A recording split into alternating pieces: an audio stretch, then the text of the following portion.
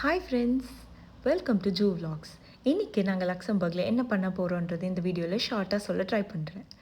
நாங்கள் super market போகலான்னு plan பண்ணோம். பட் என் ஹஸ்பண்டா நம்ம எந்த ஃபிசிக்கல் ஆக்டிவிட்டியுமே பண்ணலை இந்த வீக்கெண்ட், ஸோ நம்ம வேறு ஏதாச்சும் ட்ரை பண்ணலாம் புதுசாக அப்படின்னு சொன்னாங்க.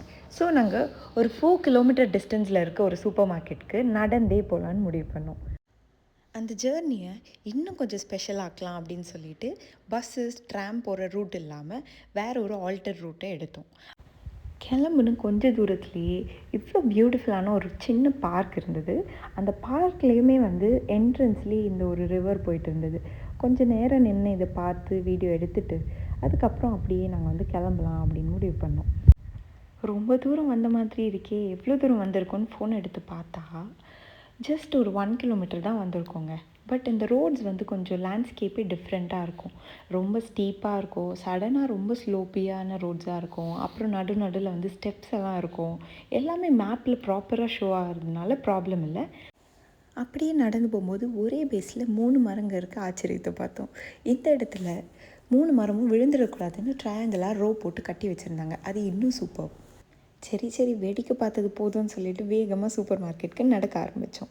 இந்த மாதிரி மேடுகள் பள்ளங்கள் அப்படின்னு சொல்லி பல விஷயங்களை தாண்டி இந்த ஒரு பியூட்டிஃபுல்லான ஒரு ட்ரையல் ரூட்டையுமே பாஸ் பண்ணி அதுக்கப்புறம் இந்த பியூட்டிஃபுல்லான ரோடு கிட்ட சேர்ந்தோம்.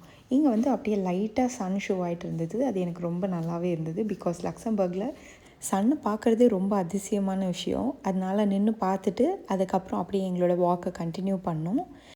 நீங்கள் பார்த்துட்ருக்க ஒவ்வொரு ஃப்ரேமுமே கண்ணால் பார்த்து எக்ஸ்பீரியன்ஸ் பண்ணும்போது இன்னுமே பியூட்டிஃபுல்லாக இருந்தது. இன்னும் எவ்வளோ தூரம் தான் போகணும் அப்படின்ட்டு பார்க்குறதெல்லாம் ஸ்டாப் பண்ணிவிட்டு இந்த வியூவை என்ஜாய் பண்ண ஆரம்பித்த உடனே நாங்கள் மெயின் ரோட்டில் ஜாயின் பண்ணிட்டோம். ஸோ இதுதான் சொல்லுவாங்க போல், பி இன் த ப்ரெசென்ட் அப்படின்ட்டு. நாங்கள் எப்போ தான் கடைக்கு போவோம்னு யோசிச்சுட்டு இருந்தோம். இப்போ கிட்ட வந்த உடனே கடையில் போய் என்ன வாங்கலாம் அப்படின்றது பேச ஆரம்பிச்சிட்டோம். இப்படி தாங்க எங்களோட வீக்கெண்ட் முடிஞ்சிச்சு. உங்களோட வீக்கெண்ட் எப்படி போச்சுன்னு கமெண்ட்டில் சொல்லுங்கள். பாய்.